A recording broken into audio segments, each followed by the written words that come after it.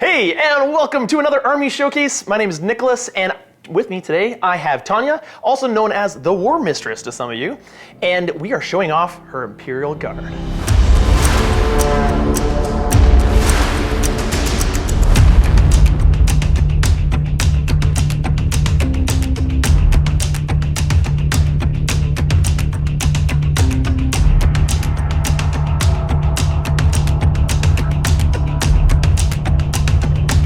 You love your guys? I do. They're really cool. I have a soft spot for Imperial Guard. Oh. Well, they're humans, right? I think everyone's got to have a little bit of a soft spot for them. They're the regular dudes that are fighting the good fight. I feel like for me they're like the embodiment of what Grimdark is, because they're literally on like a life and death kind of course, right? It's like they fight or they are going to die either way. Yeah, you got the commissar behind him that says, you know, go charge the enemy suicidally or I'm going to kill you here. Exactly. Yep. Think like Soviet era, World War II, Stalingrad, that kind of thing. Very World War I, World War II embodiment in all of the armies here. Like even the tanks, like very similar in style. And for those of you who don't know what the Imperial Guard is the human soldiers of the Imperium. Well, and human-ish. Human-ish. So yes. the aberrants. Yeah. What are they, mutants? Yes, they're considered mutants. Them and ratlings, which I don't have, but there's a few like sanctioned mutants that you can bring in your Imperial Guard forces. And they rely on tons of human bodies to clog the guns of the enemies, while the big tanks, the really valuable stuff, do the work. This is true. Yep. Yep. So tell me a bit about yourself, why you got into 40K, and what you love about it. My story goes back not as long as some of your other guests, I'm sure, but I guess it would have been about 2012. I made a new friend, and my new friend had little army men. I think at the time he was probably painting blood angels or something like that.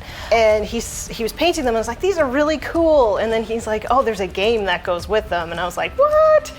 So we played a little bit of Floorhammer together. Floorhammer, classic. I started there. Yeah. And at the time it was 7th edition, and I didn't really enjoy the game too much, but I did enjoy painting the miniatures, and I started with a Chaos Space Marines army at that time, and I painted that for a little while, and then I got a new hobby, which I loved. It was like my heart and soul for a really long time, and then it was a sport, and then I got hurt, and I had to take some time off. And when I was on my time off, I decided that I was going to play Warhammer again. At the time, It was Age of Sigmar, actually. And then everybody stopped playing Age of Sigmar, and I still wanted to play. So that was 22 months ago. I decided I was going to start 40K again. Here you are. Here I am. So sci-fi for me, has always been my thing. So my mom and I used to watch Star Trek together, and that was like how we would spend some evenings together. And are we saying Next Generation? No, original series. Original series. All right, Captain Kirk, I know. Yeah.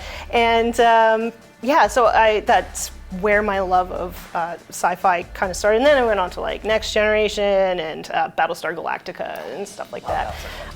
The idea of like getting immersed in lore and then being able to like play out these battles on the tabletop, I just fell in love with it all over again. And I really enjoy just playing the game as well. So like tactics and trying to figure out what's going to work with my army. I really enjoy the whole process of the game.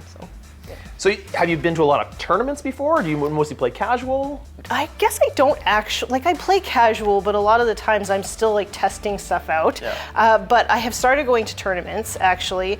I think November 2019 was my first tournament, and then we immediately went into yeah, of course, yeah. quarantine. Yeah. So I've gotten a couple smaller tournaments in since then, but I'm hooked, and I just really enjoy going to tournaments. I'm not very good at them, but I enjoy them still.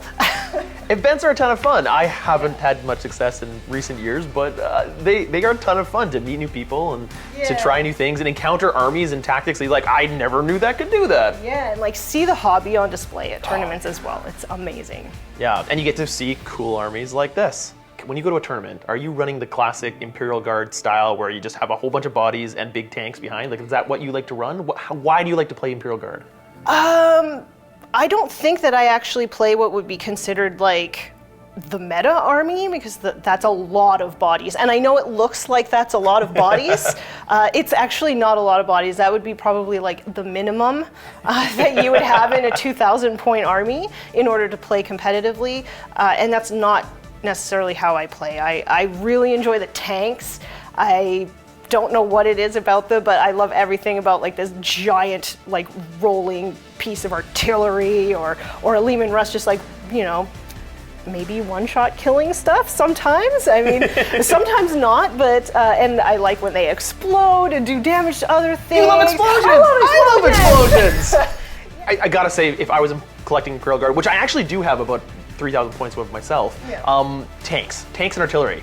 Just tanks, and more artillery. Yeah, I really think in terms of Imperial Guard, for me, the artillery is where the faction shines. Yeah.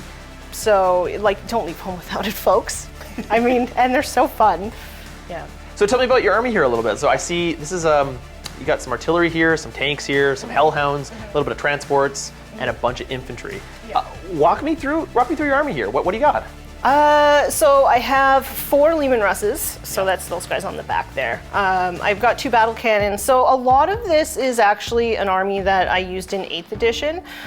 So the battle cannons in particular were like my staple back in 8th edition, but I'm starting to move away from the battle cannons, which are the 2 on the end, and moving into these 2 here. So this is Plasma Executioner and then the Punisher Gatling Cannon. 20 dice or something like that, and sit still, you fire 40? In this one. Yeah. Yeah. That's a lot of dice. Yeah, and just because the board was made shorter, so these are essentially more effective than they've ever been now. That's true. Yeah, I have 2 Hellhounds. They're basically just like gas tanks on treads, so what's not to love? They blow up easier than everything else, so... So run them into the enemy's line, flame everything you can, and who cares if they blow up, because they blow up in their face. That's right, and also in 9th edition they got a lot more strong because they can actually shoot into combat now. Oh, right. They're not blast weapons or anything like that. So Right. they're good to go. Right. So. Oh, fun. And then, so I basically made like a mini Hellhound in my Chimera Troop Transport because I put 2 heavy flamers on there. So. Oh, of course, yeah. Those heavy flamers on it, you might as well. Flaming Death, right? Flaming Death. Yeah. Yeah. Okay, you got a Manticore here, and this is a Wyvern? Wyvern. Well, some people say Wyvern. I can't pronounce it properly. Yeah, I don't. Yeah. Now, I noticed you made the Manticore, not the Death Strike big giant missile thing, because it's a dual kit. Why'd you go with the Manticore rather than the big giant missile? Well, I mean, I think it's less fun, but I think it's just a more reliable. Plus, you make it full payload and it does 3 flat damage, so you can do some damage. It can do some work for sure. Yeah. I've seen it decimate my line before. Yes. Yes. And what do we got here? This is a Ogryns? Yes. So this is one of my favorite units in the entire codex. What's not to love about like big, dumb, angry guys who just like rush into battle with big clubs and just beat the tar out of stuff? And they have those cool shields, and the shields actually benefit the guys behind them as well. Is that still? They can. It is a stratagem. So Okay. yeah, you can pay 1 CP, and then infantry behind them are -1 to hit. Perfect. That's pretty cool. But I mean, they're still pretty good in and amongst themselves. So I have 2 different types of shields on them. So the brute shields are the smaller ones. Oh yeah, these little brute shields are here. Yeah, so and then they give you an invulnerable save, and then the big one is a slab shield, so it gives you 2 up armor save. Very cool. Yeah, I love the color scheme you've gone. Classic green, army green. Do you run them as Cadian? I run them as whatever I want. Perfect. Yeah. So I painted them in like a non-traditional scheme just because I like to play around with the regimental abilities and stuff like that. So, but yeah, in general, I usually take 2 detachments, 1 for infantry and 1 for tanks. And that allows me to do different things with them. So. Okay, what do we got over here? We got some, like, looks like heavy weapon squads, mortars. Yeah, I have mortars. Again, those are sort of back in 8th when these were dirt cheap and like a little OP. I'm just gonna say you would run those as Cadians back then because they just re-rolled all their hits. So I don't have too many of those. I do have a few more. I think I have 6 more of them, but I haven't finished painting them yet. But yeah, so I don't really. I feel like in 9th edition.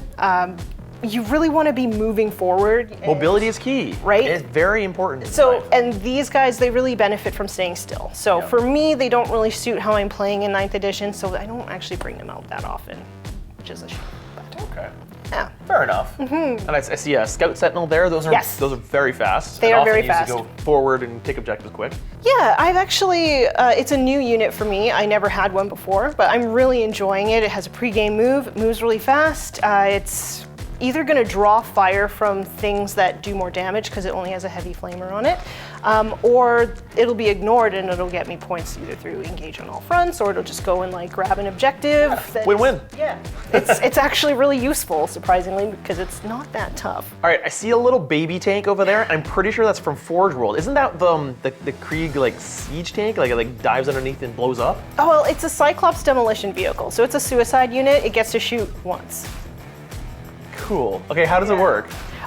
So basically, you can choose to shoot it, even if it's an engagement zone of something else. Okay. And you just choose to blow it up, and you have to resolve its shooting against everything within 6 inches, including your own guys. So there's a suicide going in and blow things up. Yeah. That's super cool. Why are you not running 20 of them? You can only bring 3. You used to be able to bring 9, but they changed it with the Forge World update. What was it, a D6 mortal wounds or something like that? Or? No, it is 3d6 shots. Okay. 3d6, 2d6, something like that. And then it's strength 9, AP 2, I think it's d3 damage. That's not bad. No, but you still have to hit. It's hits on a 4+. And it's probably easy to kill. Oh, super easy to kill. Okay, so like if you get it in, it could do a lot, but hard to get it there. The other thing about it, because I was like, oh man, this thing is garbage after the Forge World update, but I've actually been using it for engage on all fronts because it's so little. You can hide it anywhere. You can hide it behind anything. So like think outside the box with some of these units sometimes, folks. And then lastly over here, we've got, those look like Scions? They are, yeah. I have 3 units of Scions. Again, I used those a lot in 8th, just to deep strike in and get objectives and stuff like that. And then, and of course, infantry. Lots of classic infantry. Yes. Looks like we've got some old metal models in the front there, I believe. Those are my company commanders. Right here? Yeah. Oh yeah, I think I've got a couple of those. Those are great. And then like 3 or 4 units of just infantry. There's 6 units there. 6 10-man units? Nice. Any heavy weapons in there? No. No flamers? No. God, no, No. grenade launchers or anything No. like that? Okay. No, I think for me, like, because I play with so few, in general, they're like a late game unit. Okay. So turns 1 and 2 for sure, maybe even turn 3, they're just sort of staying back, they're zoning out my board, they're standing on objectives, getting me banners or whatever, and then later game, turn 4 or 5, then they're gonna be, because of how I've been playing them lately, they're gonna be running out really fast to like grab objectives. Using some of those orders to move faster because, correct me if I'm wrong, but Imperial Guard rely on their orders from their company commanders and their tank commanders to make things fire better, move faster, etc. Yes. So there's 2 types of orders that you can give. You can give your Leman Russ's orders. So this guy is one of my tank commanders. So he can give 1 order to a Leman Russ tank to shoot better or pop smoke, even like moved or shot or anything like that. So that's really good on those guys because 4-up ballistic skill is really hard to work with sometimes, so it just makes them a little bit more reliable. Well, I know what that's like. I play Tau. Yeah. You understand. And then the infantry, they get their own orders as well. A lot of people think that by giving them orders, they do a lot of damage, but they don't. They don't. You're not going to be killing a lot of stuff with your guardsmen, but they are very good for board control and movement-based objectives. So They're meat shields. they are. They hold the objectives for as long as they can and then die gloriously for the Emperor. It's true. What are you working on right now? What kind of things are you working on right now? What can we expect from you in the future? I mean, I just started an orc army as well, but I tallied up all the stuff that I have in boxes, not unassembled for this, and I was like, oh man, that would be a really great force if I actually finished it.